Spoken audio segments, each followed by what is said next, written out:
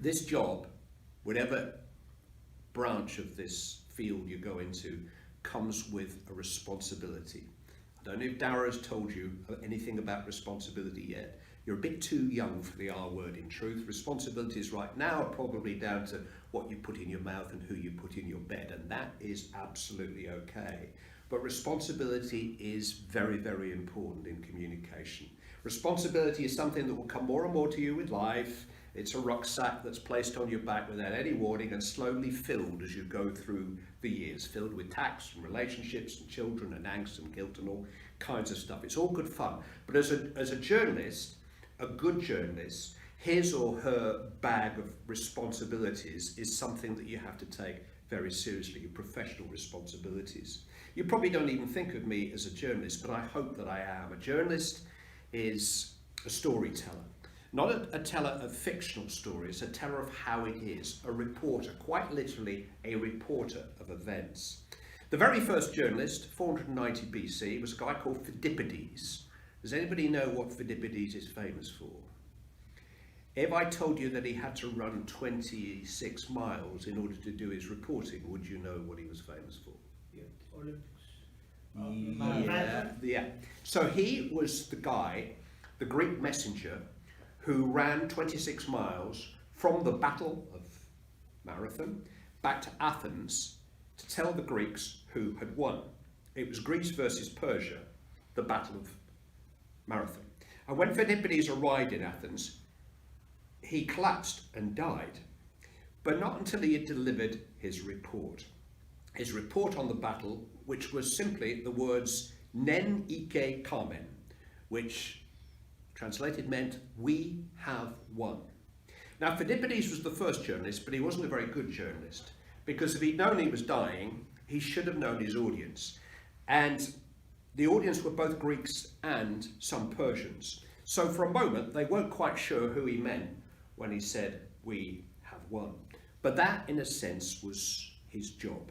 People often ask me before a match, "What do you think the score will be today?" And I tell them it doesn't really matter what I think now, because I don't get paid anymore for getting it right. My job is to get it right at the end, like Phidippides nearly did.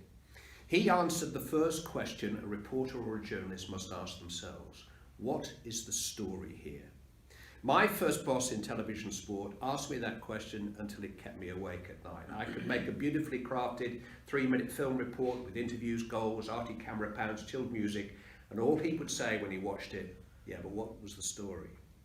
What can you, as a witness to the events, come back and tell the rest of us? What was the most important thing about the Battle of Marathon? Who won? Phidippides nearly got it out. He was working under certain constraints, in fairness. Every journalist, every reporter does. And the tighter those constraints, the more demanding the job becomes. And that's where Dara comes in to help you with all of that. That's where learning and practicing and researching and watching and listening to the very best helps you prepare to be a good journalist, a better journalist. In my case, the constraint may be nothing worse than a poor viewing position. In the case of Phidippides, his main constraint was that he was just about to die. He only had time for the result. He didn't quite get that out. But editorially, he was on the right track. He was succinct and to the point. And I like the word succinct. You'll hear me use it a lot. I like it because it's succinct. Commentators have the reputation for being serial murderers of the English language. I try, and that's try, I always try to use the language properly, clearly, succinctly. It is a wonderful language, and some very, very talented people from Shakespeare to, I don't know, Guy Garvey have used it much, much better than I will ever use it. But then I'm working with the constraints of trying to use that language accurately to describe and analyse moments within a football match. In 1982, the BBC news reporter Brian Hanrahan, sadly now the late Brian Hanrahan, used that language as succinctly as anybody could under constraints. And these now recurring themes which I want you to try to remember: reporting and constraints.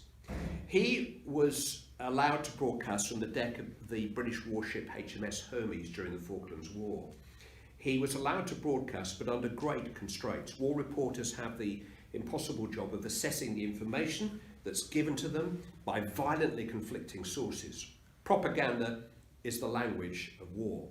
It's the language of a bleeding election at the moment, so you can imagine what it's like in war. Both sides need to try to convince everybody, not least their own forces, that they're winning. They put a bigger spin on the facts than a Premier League manager would. Hanrahan was broadcasting to Britain, one of the warring sides. This was the war over the Falkland Islands against Argentina in the early 80s. He was living with the troops on board who were fighting and yet dying for British territory.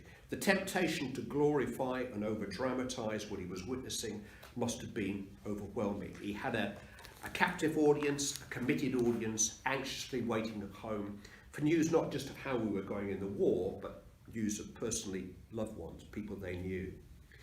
Hanrahan witnessed bomb-laden jets taking off from the deck of that aircraft carrier that was his home. Yet the rules of war reporting prevented him from saying where they were heading and what their targets were. His words in this particular news bulletin were measured, succinct, and because of that they were absolutely brilliant. Quote, "I'm not allowed to say how many planes joined the raid, but I counted them all out and I counted them all back."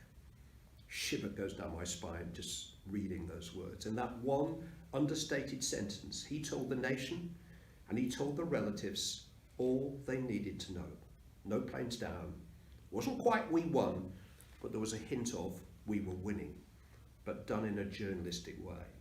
What's the story? What's the story? The £1 million question of journalism. You write nothing else down when you leave me today.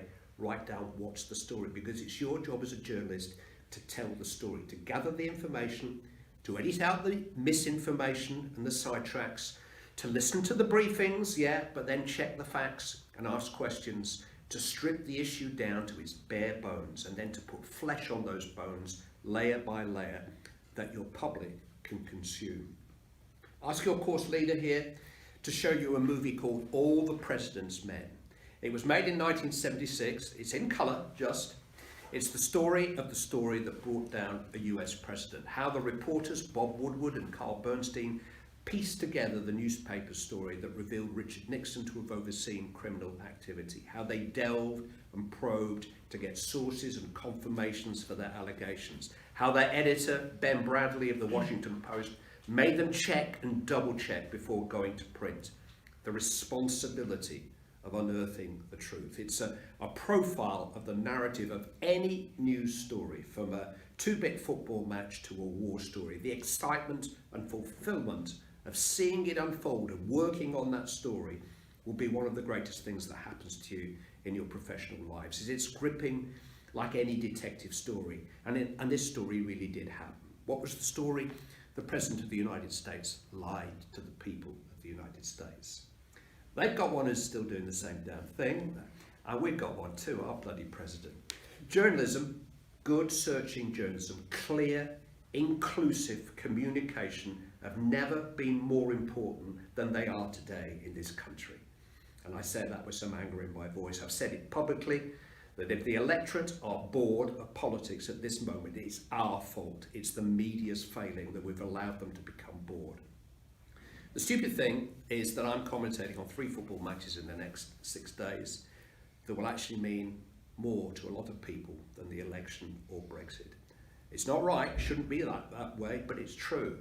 And because of that, even though I'm only a football commentator, I've got to try to show the same sense of responsibility, the same respect for accuracy and detail, the same editorial reason and thought, the same engagement with that audience, identification of that audience that a Laura Koonsberg or a Robert Peston is or should be doing, not doing very well in my opinion.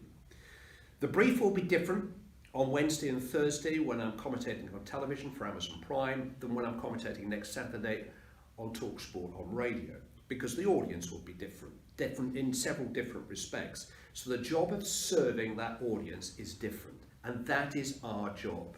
We have got to work that out and adapt. We have got to do that out of professional pride, and hopefully I'm my own biggest critic, but we've also got to do it on behalf of the reputation of the broadcasters, the employers or journalists or newspapers employers, and we've got to do it because of that responsibility that we've taken on by deciding to come on to a media course and not something else. Choose this. This is now a conviction that you've got to have. This is your calling. Modern media is almost exclusively commercial and it's competitive. It's tough out there. So you have to consider the constraints, like Philippides did, like Brian Hanrahan did on the deck of the Hermes. But you've also got to know your market, know your audience, and you've got to be brave enough to speak to them, to weigh up everything that you've got to learn during these years, and you learn presumably in your undergrad courses too, and bring that all together. That's your responsibility. That's my job, and it's going to become your job. And now I've got to speak to another audience, and this should be my most difficult gig of the week, because you're going to ask me searching journalist questions. What's the Clive Tyldesley rule? No shit. Ask away. All right, guys. So yeah, thank you very much for coming in, Clive. I think everyone's prepared a question or two. Does anyone want to start off, or should I? Oh yeah, Freddie. Yeah, you Would go. you say that your first Champions League final that you covered was the one that you were the most nervous about? Nearly a crap question, that. Very near. Just kind of got out of jail towards the end, yeah? It was a particularly big moment for me because the first Champions League final that I covered was... Well, actually, I did the 1998 final because my predecessor, who was a great man, Brian Moore, and a great man as well as a great broadcaster, was preparing for the World Cup, and so I studied, but there wasn't an English team involved. In 1999, there were 27 million people watching Manchester United go to the last 5 minutes. And if I had the official phrase that we use in business, if I fucked up, I probably wouldn't be sitting here now, because they'd have probably gone and found somebody else to do it for the rest of it. It was the end of my first year as the senior football commentator at ITV. Nervous? No, because I was prepared. And Brian Moore used to have a phrase, fail to prepare and you prepare to fail. And it's relevant in all spheres, and it's particularly relevant in our business. And my preparation is very, very thorough. If you follow me on Instagram, you've seen all the stuff that I do. It's not actually the job. The use of the research is far more important than actually anybody could do the research. So I wasn't nervous because I felt ready to go. I felt ready for it. I felt it more of an opportunity than a challenge to commentate on a really important match to a really, really big audience. I would have only got nervous if on the morning of the game somebody had come to me and said, we decided to take off that game and you're commentating tomorrow night on Panama versus Costa Rica. Not because of the letdown of the size of the game, but because I would have known nothing about it.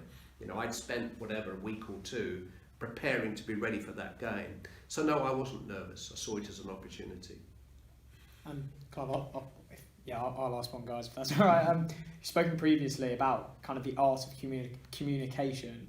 How does someone learn the art of communication? How do you prepare?